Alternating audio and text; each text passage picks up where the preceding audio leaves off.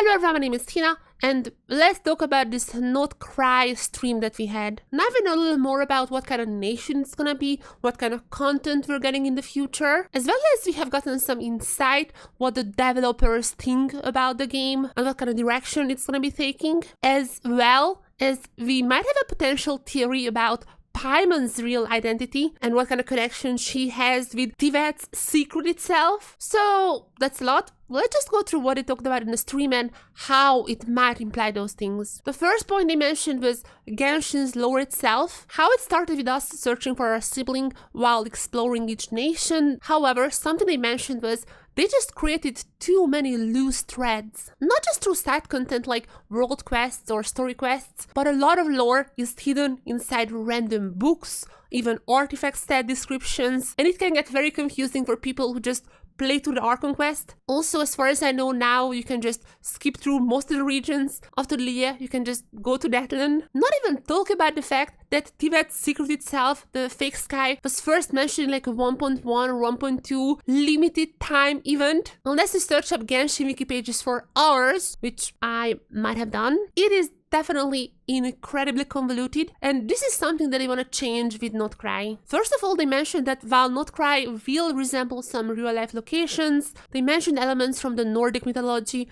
as well as Slavic countries, but Nod-Krai's story won't be based on that alone. The way they described it is, this is not going to be about the nation itself, but the people and like the people's connection there. The examples they gave us is it's going to be something like Night City in Cyberpunk or Zone from League of Legends, where while the place in itself is important, the place is important because it's just containing a lot of different people. So the emphasis is going to be on the people rather than the environment. And this is going to be the perfect opportunity to really get those loose ends and tie them together, to get those hidden lores across the artifacts and books tied into the main story. And even if you don't read those kind of stuffs, understand what everyone else is talking about in the lore community. And this is where it gets very interesting because, as they said, this new cycle, which might not even be called 6 point something, they said it's gonna be entirely different and it's gonna be called Song of the Valkyrie Moon. And as they said time and time again, with the main focus being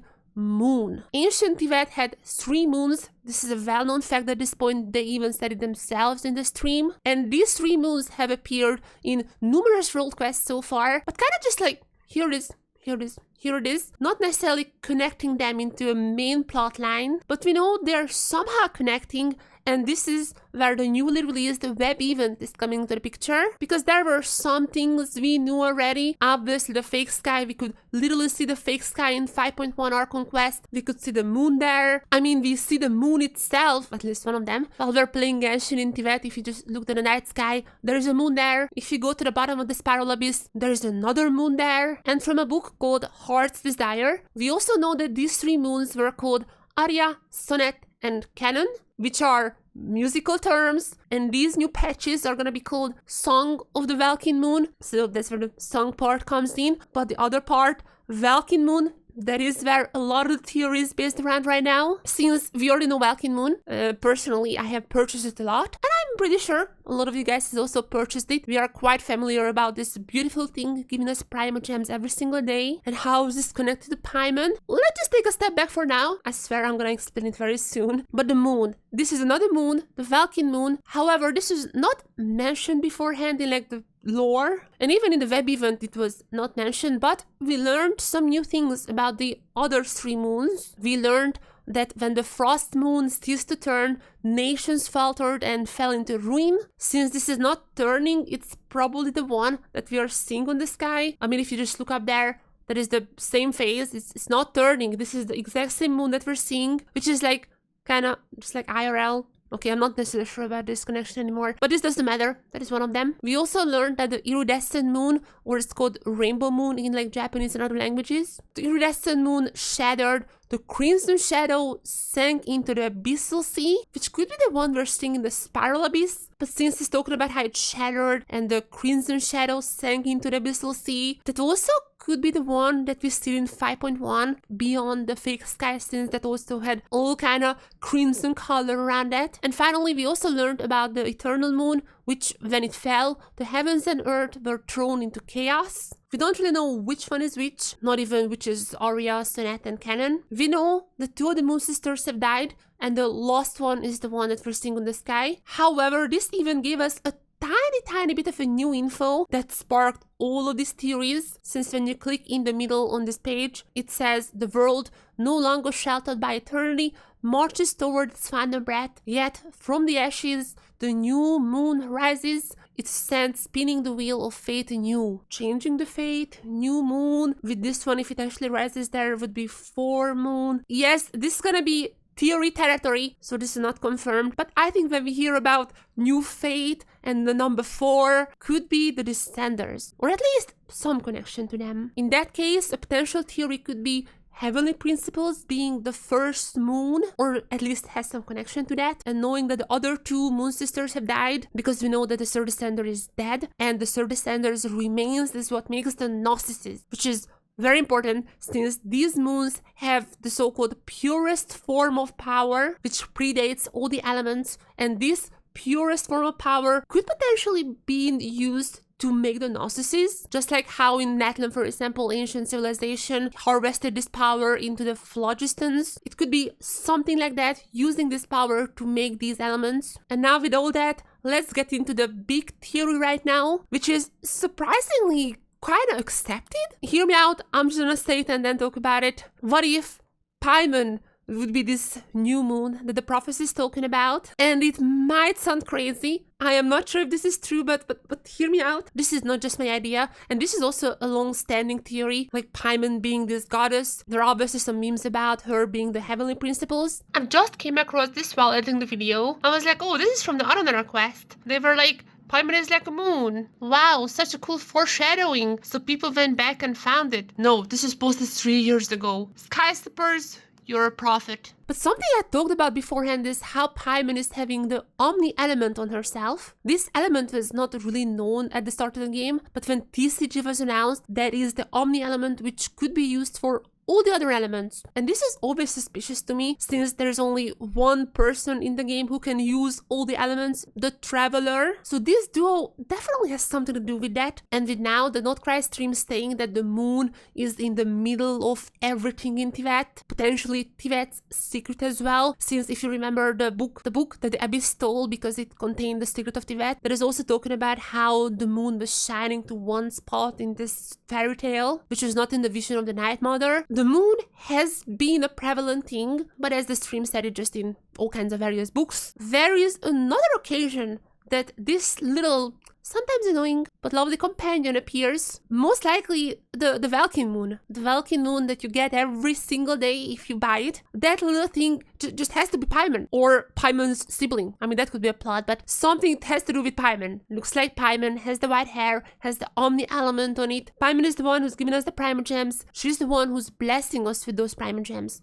The blessing of the Valkyrie moon. And the Nod-Krai patches being the song on the Valkyrie moon. The stream even said something along those lines that Valkyrie moon is something that we are familiar with already, which obviously could be interpreted as, hey, you guys, you should buy this, but also in like a very undertone sense, the little thing that's always been with us ever since the very beginning. It's more or less confirmed that she has to do something with the moon sisters, but what if she is on her way to become the Valkyrie moon, this new moon, the 4th moon that arises, and in a funny way she actually wouldn't be our guide, but we are her guide to actually become this new moon. That could be the reason while we are collecting all the elements, while we collect all these powers. And that would also explain why we need a new region to just get this plotline across to the viewers. If this is actually gonna be Nod-Krai's plotline, maybe not fully revealing it but like hinting at it, then when we reach Chesnea, that could be the final step. With that one, we get all the 7 elements for ourselves. And talking about that,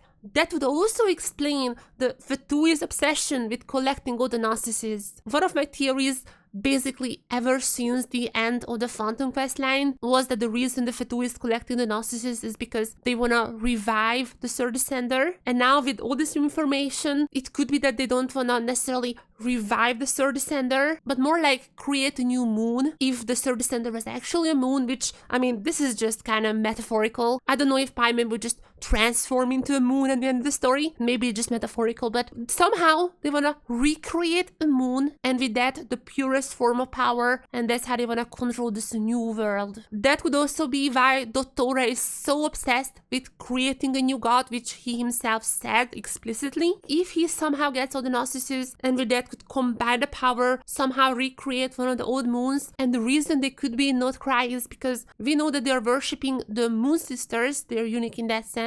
And if this is the only nation where the moon shines rather than the seven gods, thinking about back to that book that contains the secret of Teyvat, could be that Nod-Krai is out of the vision of Celestia. I mean, this might not be true, because if this whole thing is true that I said, then Heavenly Principles is also a moon. So, I mean, she could also see that, but let's just not think about that. They also showcase that they're gonna have different statues as well, obviously, because they are not worshipping the seven gods. And one final thing, we also know that the Fatui is researching the ancient moon's remnants, which is, at this point, I'm like, that's the third descender. So moons, descenders. It just makes sense. Is it just me? Anyways, after that, the stream talked more about Nod-Krai, how they are technologically advanced, which makes sense since they use ancient technology, which in Genshin's universe is actually more powerful and advanced than the current one we're seeing. So getting and using this power could also be the main plot of Nod-Krai, but we will find out once and for all on September 10. That is basically confirmed, since in Nod-Krai's redemption code there is Nod-Krai 910, which is the same style they use for 5.6 release date. So that's like basically confirmed that the Song of the Valkyrie Moon starts September 10. But even before that, and I swear, one last thing, we might be getting a little more info before that with the Hexenzirkel. They have been in the background of all the storylines, but we don't know that much about them. We know that they're gonna be appearing in next patch and they're gonna be heavily involved with potentially during story, but also with what's happening in Nod-Krai, because we know that on the edge there is a fight between the abyssal creatures and the light keepers, and we know who made those abyssal creatures, at least some of them. That was gold from the Hexenzirkel. And even if not everything, we definitely should be getting a little more info next patch. So basically that's it as far as information about the lore goes. In the stream they also talked about a lot of technological stuffs. For example, how they want to explore more out-of-the-box characters, or not necessarily following the same formula every single time. And I just cannot wait for this. I think it's gonna be super interesting. They talked a lot about the struggles that the team faced. Some of that which, I mean, I can see as well. That was one of the reasons I kind of tuned out for a while. And thankfully for us lore lovers and theory makers, we also got a little more information, I think, in the web event. So please, while you can, I think it's up until May 10 or something like that. And there actually might be something more happening as well. This is kind of leak territory, so if you absolutely don't want any leaks, then thank you for watching the video, and that was it. But if you're very curious, this is not like technically a leak, because Genshin themselves leaked it. They made a little oopsie and upgraded the launcher